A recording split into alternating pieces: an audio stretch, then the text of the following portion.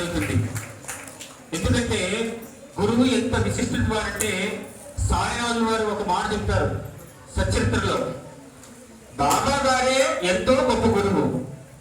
ఎటువంటి గొప్ప గొప్ప వాళ్ళని మహాత్ములుగా తయారు చేసినటువంటి సాయినాథుల వారే ఒక మాట అంటారు సచరిత్రలో, నా గురువు దగ్గరికి నేను వెళ్ళాలంటే వణికిపోయేవాడిని అనేవారు బాబా. 30 సంవత్సరాల నుంచి ఆలకురుపాడు, అలాగే వల్లూరు, అలాగే పాకల ఇటువంటి స్కూళ్ళల్లో వారి యొక్క సేవలు విశిష్టంగా విద్యార్థులకు అందించారు.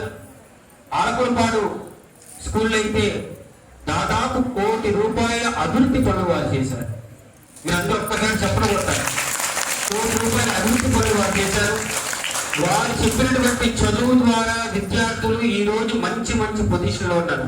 కాబట్టి ఈ రోజున ప్రత్యక్షమైనటువంటి పారమార్థికమైనటువంటి గురువు మనం ఈ రోజున మన గుడిలో గురు పూర్ణిమ సందర్భంగా వారిని చక్కగా బాబా తరపున సత్కరించుకోవడం జరుగుతుంది. బాబా నుంచి ఏ వస్త్రం వచ్చినా కూడా, ఎటువంటి వస్తువు వచ్చినా కూడా మనకి అనుగ్రహంగానే మనం భావించాలి. మరి అలాగే వారి నుంచి ఏది కూడా మనం వారికి చెప్పకుండా తీసుకెళ్ళకూడదు, చరిత్ర చెప్తుంది. కాబట్టి బాబా గారికి వేసినటువంటి దండతో ఈ రోజు వారిని సత్కరించడం అంటే వారి పూర్వ జన్మ సుకృతం అని మనందరూ కూడా భావించాలి. ఎందుకంటే అది ఎంతో బాబా గారి బ్లెస్ చేస్తేనే వస్తుంది అనమాట. అటువంటి బాబా గారి యొక్క వస్త్రాన్ని ఈ రోజున ఇంత వేల మంది సమక్షంలో వారిని సత్కరించుకోవడం మనందరూ కూడా చేసుకున్నటువంటి గొప్ప భాగ్యం. వారికి ప్రత్యేకంగా గురు పూర్ణిమ శుభాకాంక్షలు మనందరం కూడా తెలియజేసుకుంటాం.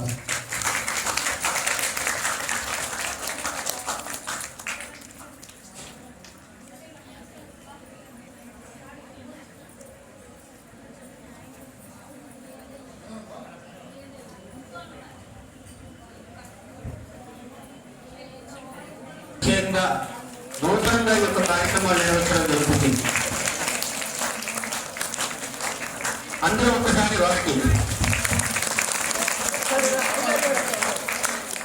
బాబా గారి యొక్క విశేషమైనటువంటి పూలమాల కూడా మీకు సత్కరించడం జరుగుతుందండి. జై సాయిరాం.